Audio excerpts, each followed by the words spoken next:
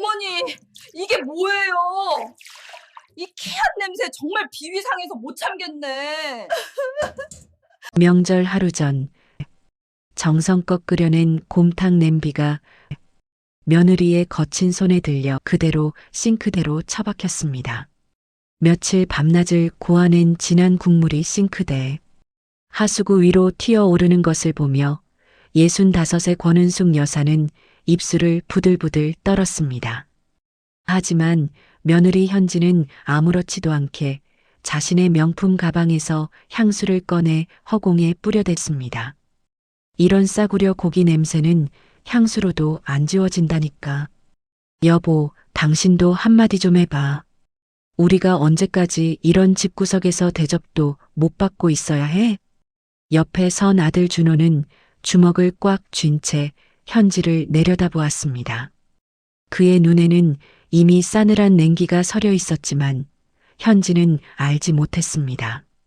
그녀가 그토록 무시하던 무식한 시골 노인네가 사실은 대한민국 곳곳에 거물들을 키워낸 호랑이 선생님이었다는 것을요. 그리고 그들이 곧 스승의 은혜를 갚기 위해 힘을 쓸 거라는 것도요. 평범해 보였던 한 노인이 어떻게 며느리와 그 집안을 완벽하게 무너뜨렸는지 지금부터 그 짜릿한 이야기를 시작합니다. 시간은 며칠 전으로 거슬러 올라갑니다. 은퇴 후 조용한 시골 마을에서 홀로 지내는 권은숙 여사에게 이번 명절은 유독 특별했습니다. 평소 얼굴 보기조차 힘들던 며느리 현지가 웬일로 이번에는 시댁에서 며칠간 길게 머물겠다고 먼저 제안했기 때문입니다. 사실 여기엔 아들 준호의 치밀한 계산이 깔려 있었습니다. 현지의 친정아버지가 야심차게 추진하던 신도시 상가 개발 사업이 인허가 문제와 주민 민원에 부딪히자 변호사인 사위 준호에게 매달렸던 것이지요. 준호는 이 기회를 놓치지 않았습니다.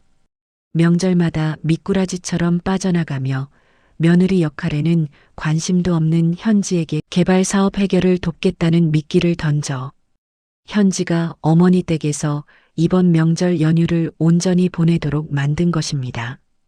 은숙 여사는 그런 속사정도 모른 채 며느리가 온다는 소식에 새벽부터 들떠 있었습니다. 집 앞에는 전국 각지에서 제자들이 보낸 귀한 식재료들이 쌓여 있었습니다. 횡성에서 온 최상급 한우부터 전라도 깊은 산골에서 캔 더덕까지 상자마다 존경하는 선생님께라는 글귀가 적힌 편지들이 정성스레 들어 있었습니다.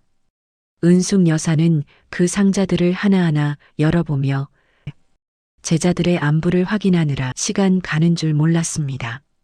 우리 며느리가 이번엔 오래 있는다니 몸보신이라도 제대로 시켜줘야지.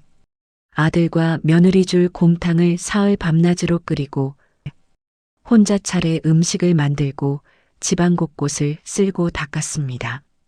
드디어 명절 전날 오후 마당으로 세련된 외제차 한 대가 들어왔습니다. 은숙 여사는 앞치마에 손을 닦으며 환한 미소로 마중 나갔습니다. 준호야, 현지야, 오느라 고생 많았다. 차 문이 열리자마자 현지는 명품 선글라스를 고쳤으며 코를 틀어막았습니다. 인사도 하기 전에 터져나온 것은 날카로운 짜증이었습니다.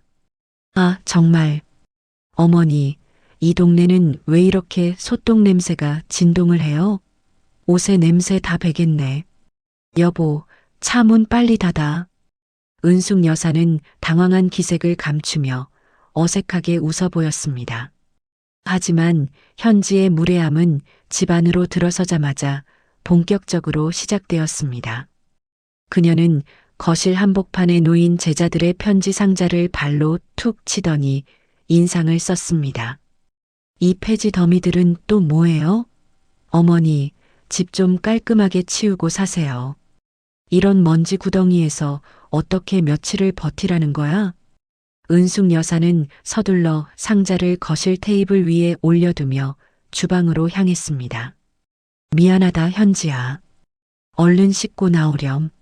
너희 온다고 제자가 보내준 귀한 한우로 곰탕을 밤새 끓여놨단다. 국물이 아주 진해. 씻고 나온 현지는 식탁 앞에 앉자마자 은숙 여사가 내놓은 곰탕을 숟가락으로 휘휘 저었습니다. 그러더니 한 모금도 입에 대지 않은 채 숟가락을 탁 내려놓았습니다. 어머니, 저한테 복수하시는 거예요? 이 기름기 둥둥 떠다니는 것 좀 봐. 요즘 누가 이런 구식국을 먹어요? 이거 보나 마나 시장에서 떠리로 파는 싸구려 고기로 끓인 거죠? 은숙 여사는 떨리는 목소리로 대답했습니다. 아니다, 현지야. 이건 정말 귀한 분이 보내준 최상급 고기란다. 너희 기력 회복하라고 내가 정성을 다했어. 현지는 비웃음을 흘리며 국그릇을 빤히 쳐다보았습니다. 정성이요? 어머니 정성 때문에 제 위장이 다 망가지겠네요. 우리 친정에서 백화점 선물 세트 보낸 거 못 보셨어요? 그게 진짜지. 이런 건 잡스러운 고깃덩어리일 뿐이라고요. 말이 끝나기 무섭게 현지는 국그릇을 들어 주방 싱크대로 걸어갔습니다. 그러고는 은숙 여사가 보는 앞에서 그 진한 국물을 싱크대 쪽으로 확 쏟아버렸습니다. 툭, 투둑. 며칠 밤낮의 정성이 싱크대 하수구 속으로 허망하게 사라지는 소리가 주방에 울려 퍼졌습니다. 그뿐만이 아니었습니다. 싱크대 옆 가스레인지에 올려진 곰탕 냄비를 들고는 그대로 싱크대에 부어버리고는 방으로 쏙 들어가 버렸습니다. 은숙 여사는 얼어붙은 채 그 광경을 바라보았습니다. 아들 준호는 말없이 그 모든 장면을 지켜보고 있었습니다. 준호는 조용히 눈을 감았다 뜨며 어머니의 떨리는 어깨를 보았습니다. 그리고 결심했습니다. 현지가 그토록 매달리는 친정의 상가 개발 사업을 저버려진 국물보다 더 처참하게 짓밟아 주겠다고 말입니다. 은숙 여사는 주방 싱크대에 남은 국물 자국을 닦아내며 깊은 한숨을 내쉬었습니다. 가슴 한구석이 쓰려왔지만 거실에서 들려오는 텔레비전 소리에 서둘러 마음을 추슬렀습니다. 거실 소파에는 며느리 현지가 제 집 안방인 양 비스듬히 누워 리모컨을 돌리고 있었습니다. 어머니, 이 집은 왜 이렇게 채널이 안 나와요? 정말 따분해서 못 살겠네. 현지는 하품을 크게 하더니 소파 옆 테이블에 놓인 낡은 종이 상자로 시선을 돌렸습니다. 이번 명절 전국 각지의 제자들이 보내온 귀한 선물들을 정리하다가 은숙 여사가 옛 추억이 그리워 꺼내둔 편지 상자였습니다. 은숙 여사는 30여 년 교직 생활 동안 받은 수천 통의 편지 중에서도 유독 아끼는 것들을 이 상자에 모아두었지요. 현지는 귀찮다는 듯 몸을 일으켜 상자 안의 편지들을 하나씩 꺼내 읽기 시작했습니다. 세상에, 존경하는 선생님께? 이 노란 종이는 또 뭐야? 어머니, 이거 다 언제적 거예요? 요즘 세상에 누가 이런 촌스러운 편지를 써요? 현지는 비웃음을 흘리며 편지 몇 장을 대충 훑어보더니 아무렇게나 구겨서 테이블 위에 던졌습니다. 그러고는 마당에서 쓰레기를 태우기 위해 피워둔 작은 연기를 발견했습니다. 은숙 여사가 명절 택배 박스와 마당의 낙엽들을 정리하려고 피워둔 소각통이었습니다. 아, 안 그래도 심심했는데. 먼지 날리는 폐지들 정리 좀 해드려야겠네. 현지는 상자를 통째로 들고 마당으로 나갔습니다. 주방에서 일을 마치고 나오던 은숙 여사가 그 모습을 보고 깜짝 놀라 달려나갔습니다. 현지야, 그 상자 들고 어디 가니? 하지만 현지는 은숙 여사의 목소리를 못 들은 척하며 소각통 앞으로 다가갔습니다. 그리고는 은숙 여사가 보는 앞에서 상자 안의 편지 뭉치들을 한 움큼 집어 불길 속으로 던져버렸습니다. 어머니, 안 된다. 그게 어떤 건데? 은숙 여사가 절규하며 달려들었지만 이미 불길은 마른 종이들을 집어삼키며 순식간에 타올랐습니다. 현지는 오히려 인상을 찌푸리며 은숙 여사를 밀쳐냈습니다. 어머니, 위험하게 왜 이래요?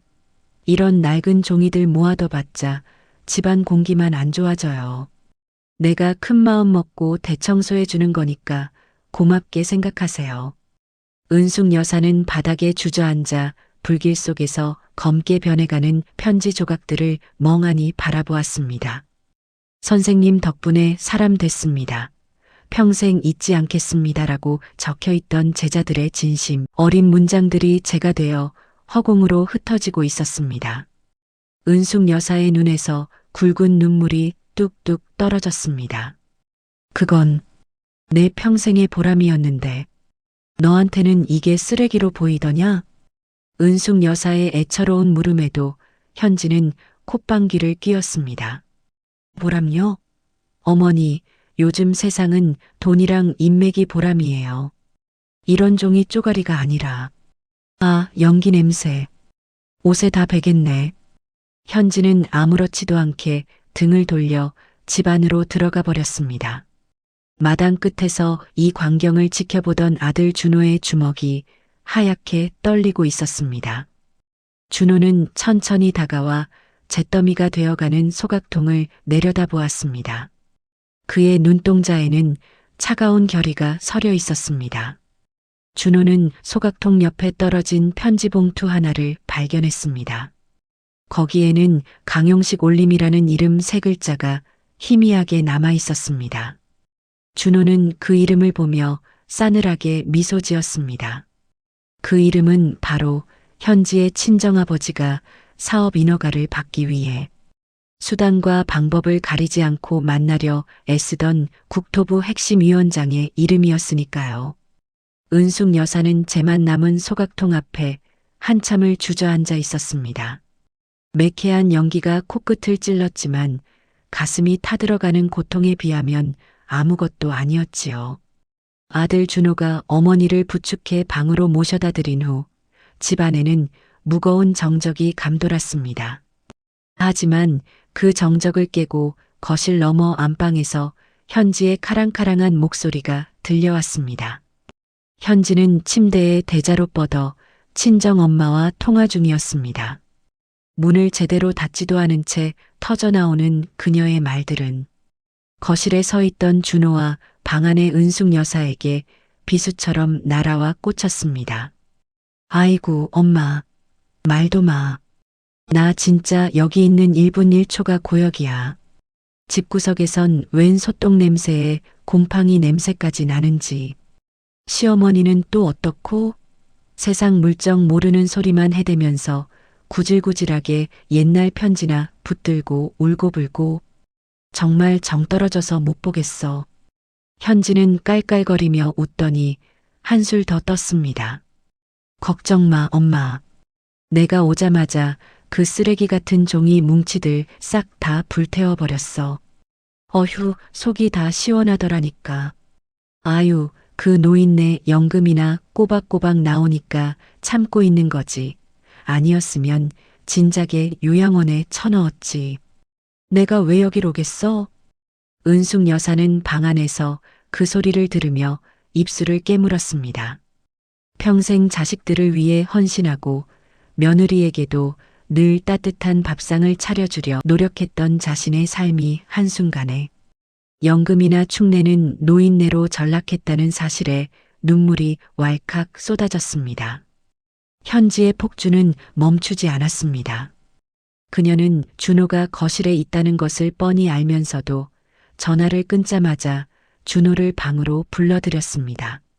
준호가 차가운 표정으로 방에 들어서자 현지는 기다렸다는 듯 쏘아붙였습니다. 여보, 당신 지금 제정신이야? 여기서 어머니랑 감상 젖어 있을 때야?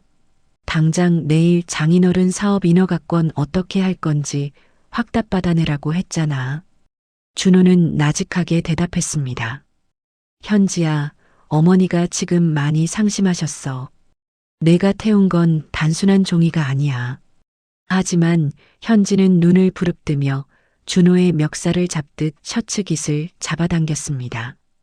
그까짓 종이 쪼가리가 우리 친정 사업보다 중요해? 지금 우리 아빠 파산하면 당신 변호사 사무실 유지할 수 있을 것 같아? 당장 국토부 그 누구라고 했지?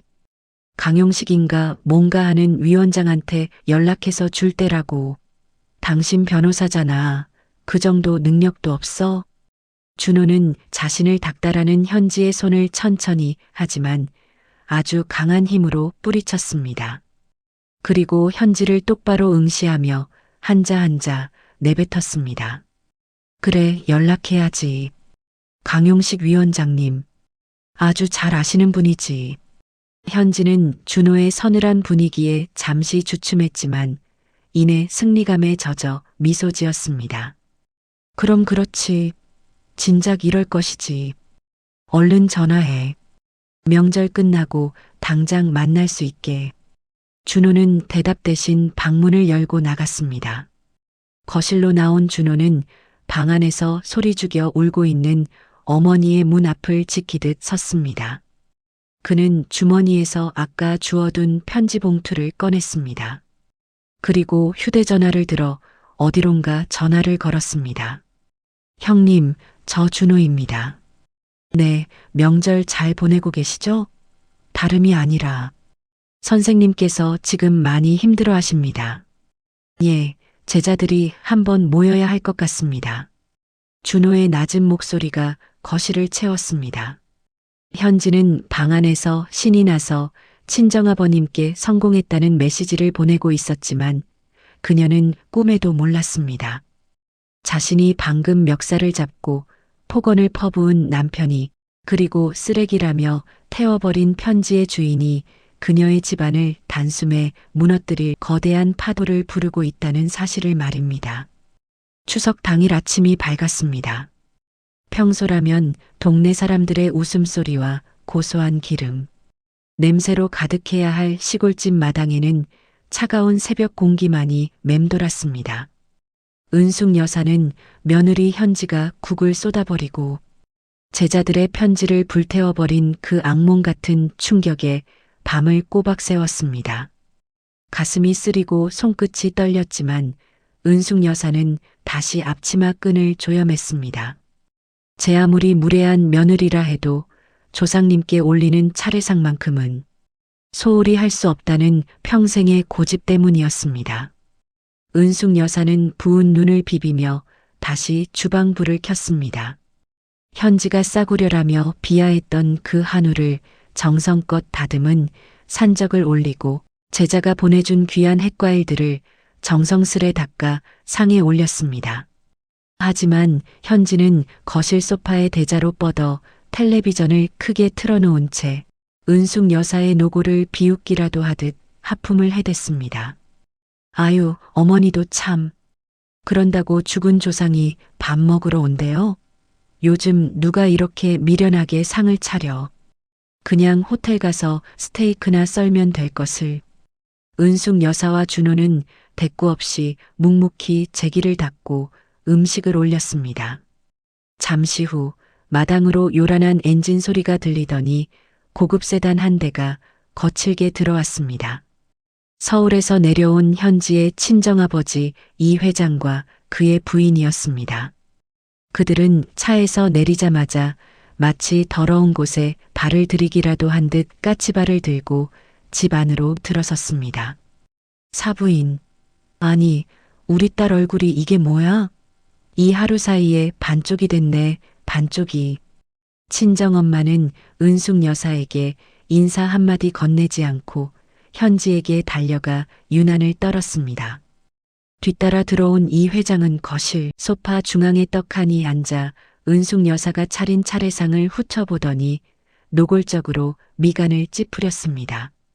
사부인 명절이라고 해서 좀 기대를 했더니 이게 뭡니까? 이 기름 냄새며 좁아터진 집구석이며 우리 현지가 이런 데서 하룻밤을 보냈다는 게 믿기지가 않네. 김서방, 자네는 변호사라는 사람이 제 아내 하나 제대로 대접 못하나? 옆에 서 있던 준호는 차가운 눈빛으로 이 회장을 응시했습니다. 하지만 이 회장은 준호의 기류를 읽지 못한 채 서류 가방에서 두툼한 문건을 꺼내 식탁에 탁 던졌습니다. 자, 여기 봐. 우리 신도시 복합상가 착공 발표회 자료야. 김서방, 자네가 약속한 대로 국토부 그 누구라고 했지? 강 위원장 연결 확실히 해둔 거 맞지? 난 자네만 믿고 명절 끝나고 발표회 열겠네. 현지는 옆에서 친정아버지의 어깨를 주무르며 은숙 여사를 향해 턱짓했습니다. 어머니, 들으셨죠? 우리 아빠 사업이 지금 얼마나 중요한지. 어머니가 옆에서 준호 씨 정신 사납게 하니까 일이 안 되는 거 아니에요. 아빠, 엄마, 우리 그냥 여기서 대충 일어나요. 나 여기 냄새나서 더는 못 있겠어. 현지의 친정엄마는 차례상 위에 놓인 배 하나를 손가락 끝으로 툭 건드리더니 인상을 썼습니다. 이게 뭐야? 시장 바닥에서 굴러먹던 건가? 사부인, 우리 애 데리고 갑니다. 호텔 예약해뒀으니까 거기 가서 제대로 된 거 먹일 거예요. 이 퀴퀴한 나물 냄새 맡으니까 머리가 다 아프네. 은숙 여사는 정성껏 차린 차례상을 시장 바닥 물건이라 부르며 무시하는 사돈의 말에 가슴을 움켜쥐었습니다. 현지는 기다렸다는 듯 제 명품 가방을 챙겨 들고 일어섰습니다. 여보, 당신도 빨리 나와. 여기서 노인네 수발 들지 말고 서울 올라가서 발표회 준비 도와야지. 아빠, 우리 가요. 현지는 은숙 여사가 보는 앞에서 거실 바닥에 침을 뱉듯 껌을 뱉어놓고는 마당으로 향했습니다. 준호는 현지의 팔을 붙잡는 대신 어머니의 떨리는 손을 꼭 쥐었습니다. 준호가 현지와 이 회장을 향해 아주 나직하게 말했습니다. 먼저들 올라가십시오. 저는 어머니랑 여기서 마무리할 일이 있습니다. 그리고 장인어른 발표회 기대하고 있겠습니다. 제가 아주 특별한 선물을 준비했거든요. 이 회장은 준호의 말을 자신의 사업을 도와주겠다는 뜻으로 오해하고 호탕하게 웃었습니다. 하, 역시 우리 준호 서방이야. 그래, 행사장에서 보세. 현지 가족이 탄 차가 흙먼지를 일으키며 마당을 빠져나가자 은숙 여사는 무너진 가슴을 안고 주저앉았습니다. 준호는 어머니의 어깨를 감싸 안으며 잿더미가 된 소각장 쪽을 바라보았습니다. 준호의 눈에는 일생일대의 가장 잔혹하고도 우아한 복수가 설계되고 있었습니다. 어머니, 조금만 참으세요. 저들이 제 발로 나가는 지금 저 뒷모습이 평생 누려온 부귀영화의 마지막 장면이 될 겁니다. 명절이 지나고 며칠 뒤 서울 강남의 한 초호화 호텔 연회장은 이른 아침부터 정재계 인사들로 북적였습니다. 현지의 친정아버지인 이 회장이 사활을 건 신도시 복합상가 착공 및 투자 유치 발표회가 열리는 날이었기 때문입니다. 연회장 입구에는 대형 화환들이 줄을 지어 서 있었고 현지는 수백만 원을 호가하는 화려한 실크 드레스를 입고 다이아몬드 목걸이를 빛내며 내빈들을 맞이하고 있었습니다. 현지는 마치 이 나라의 왕비라도 된 양 거들먹거리며 사람들에게 인사를 건넸습니다. 아유, 오셨어요? 우리 아빠가 이번 프로젝트에 공을 정말 많이 들이셨거든요. 오늘 국토부 위원장님도 오시기로 했으니까 투자하실 분들은 서두르셔야 할 거예요. 이 회장 역시 들뜬 기색을 감추지 못했습니다. 그는 연신 시계를 확인하며 사위인 준호를 재촉했습니다. 김서방, 강 위원장님은 어디쯤 오셨나? 오늘 그분만 오시면 이 사업은 사실상 끝난 거야. 우리 집안이 대한민국 5위 안에 드는 건설사로 도약하는 역사적인 날이라고. 준호는 무표정한 얼굴로 태연하게 대답했습니다. 거의 다 오셨습니다. 아주 귀한 분을 모시고 오느라 조금 늦으시는 모양입니다. 잠시 후 연회장의 육중한 문이 열리며 장례를 압도하는 분위기의 중년 남성들이 일사불란하게 들어섰습니다. 국토부의 실세인 강용식 위원장을 필두로 국내 최대 은행의 행장, 그리고 유력 언론사 사장까지 그야말로 대한민국의 경제와 행정을 주무르는 거물들이 줄지어 입장했습니다. 이 회장은 입이 귀에 걸린 채 그들에게 달려갔습니다. 오셨습니까, 위원장님? 여기까지 발걸음해 주셔서 정말 영광입니다. 하지만 강 위원장은 이 회장의 악수 제안을 가볍게 무시했습니다. 그러고는 문 쪽을 향해 몸을 돌려 정중하게 허리를 숙였습니다. 장내에 있던 모든 사람의 시선이 그곳으로 쏠렸습니다. 그때였습니다. 한 여인이 아들 준호의 부축을 받으며 천천히 연회장 안으로 들어섰습니다. 수수한 듯 하면서도 기품이 넘치는 짙은 감색 한복을 차려입은 권은숙 여사였습니다. 은숙 여사는 며칠 전 시골집 마당에서 며느리에게 무시당하던 초라한 노인의 모습이 아니었습니다. 수십 년간 교단에서 수천 명의 제자를 호령했던 그 호랑이 선생님의 범접할 수 없는 카리스마를 온몸으로 뿜어내고 있었습니다. 현지는 소스라치게 놀라며 비명을 지르듯 외쳤습니다. 어머니, 어머니가 여기가 어디라고 오신 거예요? 여보, 당신 제정신이야? 저 노인네를 왜 여기까지 끌고 와서 창피를 줘? 이 회장 또한 당황하며 준호에게 눈짓했습니다. 자네 미쳤나? 지금 이 중요한 자리에 저 시골 할멈을 데려오면 어떡해? 당장 내보내. 그때 강용식 위원장이 마이크 앞으로 성큼성큼 다가갔습니다. 그의 서슬 퍼런 목소리가 연회장 스피커를 타고 쩌렁쩌렁하게 울려 퍼졌습니다. 모두 조용히 하십시오. 지금 이 자리에 모신 분은 단순한 초청 인사가 아닙니다. 제 인생의 영원한 스승님이자 제가 평생을 바쳐 존경하는 권은숙 선생님이십니다. 장내는 찬물을 끼얹은 듯 순식간에 조용해졌습니다.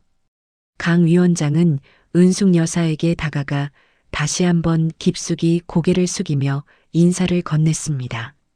선생님, 며칠 전 저희가 보낸 편지와 선물들은 잘 받으셨습니까? 명절에 찾아뵈었어야 했는데 민망하게도 이렇게 큰 무례를 범했습니다.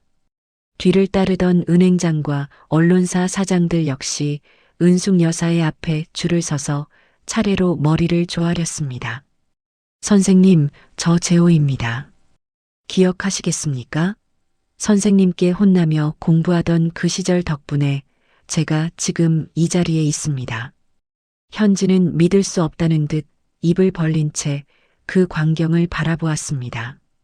자신이 연금이나 축내는 노인네라고 비웃으며 편지를 불태웠던 시어머니가 사실은 대한민국을 움직이는 거물들의 스승이었다는 사실이 드러난 순간이었습니다. 은숙 여사는 떨리는 손을 숨기며 단상 위에 섰습니다. 그녀는 자신을 향해 경멸의 시선을 보냈던 며느리 현지와 이 회장을 차분하게 하지만 아주 날카롭게 내려다보았습니다. 현지야, 그리고 사돈어른. 내 아들 준호가 말한 특별한 선물이 무엇인지 이제부터 보여드리려 합니다. 내가 가르친 제자들이 나라의 녹을 먹으며 가장 먼저 배운 것이 무엇인지 아십니까? 바로 진실은 결코 타지 않는다는 법입니다. 그 말이 끝나기가 무섭게 연회장의 대형 스크린이 번쩍하며 켜졌습니다. 그곳에는 이 회장의 신도시 사업 뒤에 숨겨진 추악한 진실들이 낱낱이 기록된 문서들이 띄워지기 시작했습니다. 연회장의 대형 스크린에 띄워진 문건들은 이 회장의 숨통을 단숨에 조여왔습니다. 그것은 단순한 비리 보고서가 아니었습니다. 이 회장이 신도시 사업을 따내기 위해 제자들에게 뇌물을 건네려 시도했던 기록부터 하청업체들에게 공사 대금을 후려치며 자살 시도까지 하게 만든 악질적인 갑질의 증거들이 낱낱이 담겨 있었습니다. 이게 뭐야? 누가 이런 조작된 자료를 올린 거야? 당장 꺼. 당장 끄라고. 이 회장이 단상 아래에서 미친 듯이 소리를 질렀지만 제자들은 요지부동이었습니다. 국토부 위원장인 강용식 위원장은 차가운 미소를 지으며 마이크를 고쳐 잡았습니다. 이 회장님, 조작이라니요. 이 자료들은 장인어른의 가장 가까운 곳에 있던 사위, 김준호 변호사가 지난 수개월 동안 목숨을 걸고 수집한 실화들입니다. 그리고 이 조사를 마무리한 검찰청 박 검사 역시 저기 계신 권은숙 선생님의 제자이지요. 장내는 경악에 찬 웅성거림으로 가득 찼습니다. 투자자들은 앞다투어 자리를 박차고 일어나 소리를 질렀습니다. 내 돈 내놔. 이 사기꾼아. 이런 부도덕한 기업에 누가 투자를 해? 현지는 찢어질 듯한 비명을 지르며 은숙 여사에게 달려들려 했습니다. 어머니, 당신 미쳤어? 우리 집 망하게 해서 당신이 얻는 게 뭔데? 준호 씨, 당신도 제정신이야? 내 남편이라며. 당신 장인어른을 감옥에 보내겠다고? 하지만 준호는 현지의 손을 거칠게 뿌리쳤습니다. 준호의 눈에는 오직 멸시만이 가득했습니다. 현지야, 내가 말했지. 어머니의 편지를 불태우던 그 순간 너는 내 아내이기를 포기한 거라고.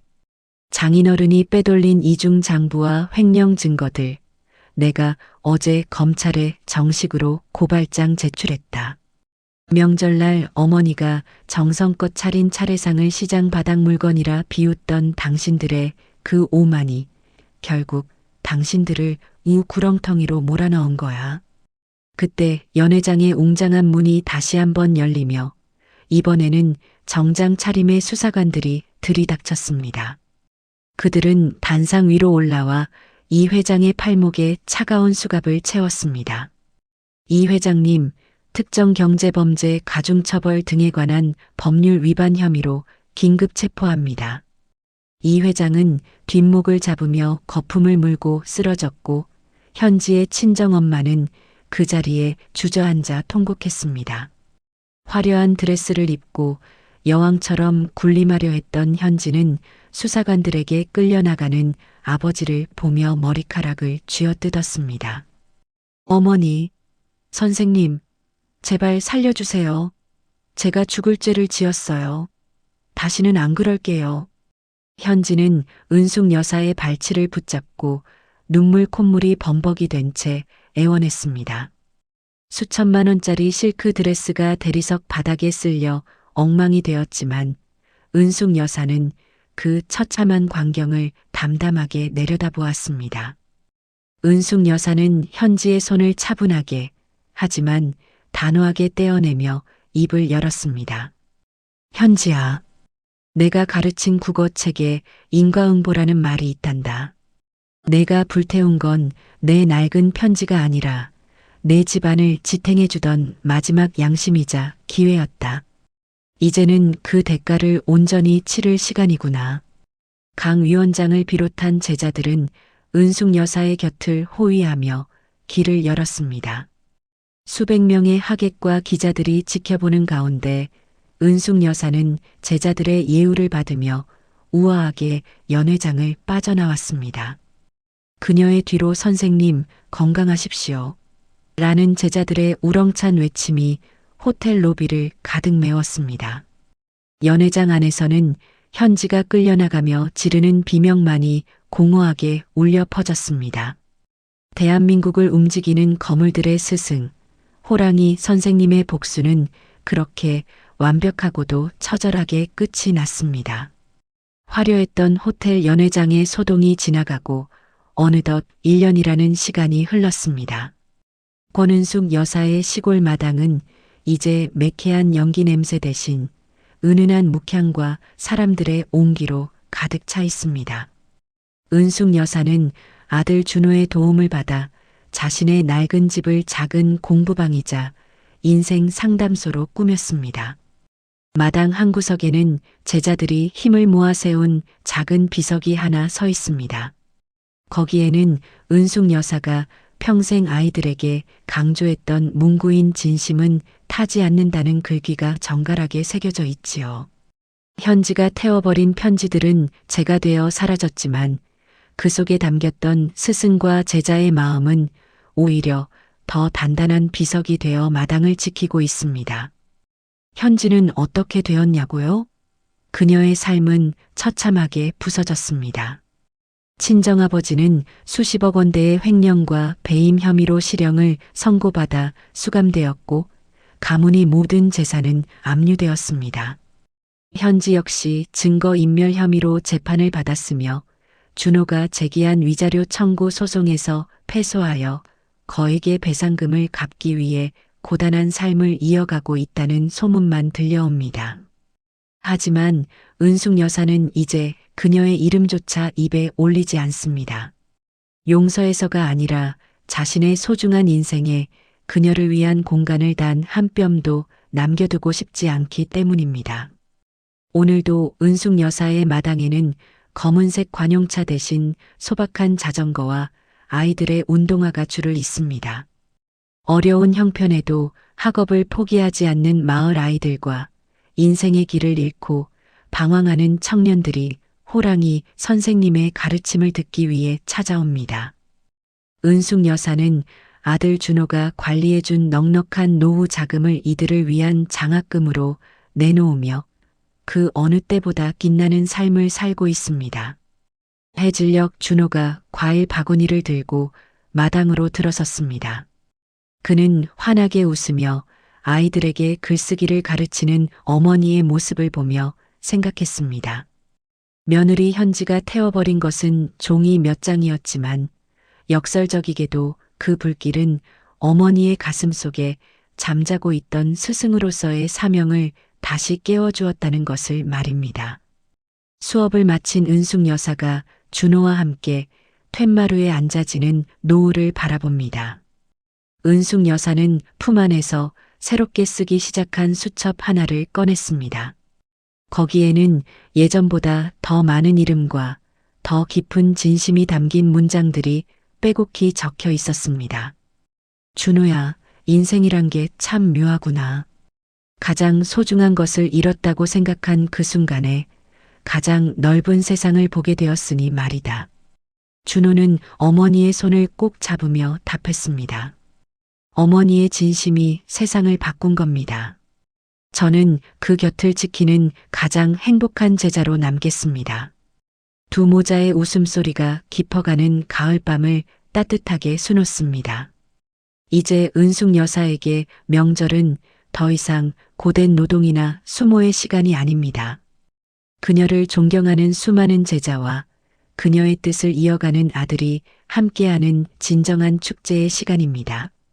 시청자 여러분, 오늘 권은숙 선생님의 이야기를 통해 여러분은 무엇을 느끼셨나요?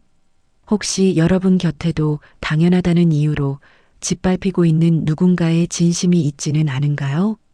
돈과 권력보다 무서운 것은 한 사람의 올곧은 생애가 뿜어내는 기품이라는 사실을 우리는 오늘 이 호랑이 선생님의 복수를 통해 다시 한번 깨닫게 됩니다. 부디 여러분의 삶도 권은숙 여사의 마당처럼 타지 않는 진심의 향기로 가득하기를 바랍니다. 긴 이야기 끝까지 함께 해주셔서 감사합니다.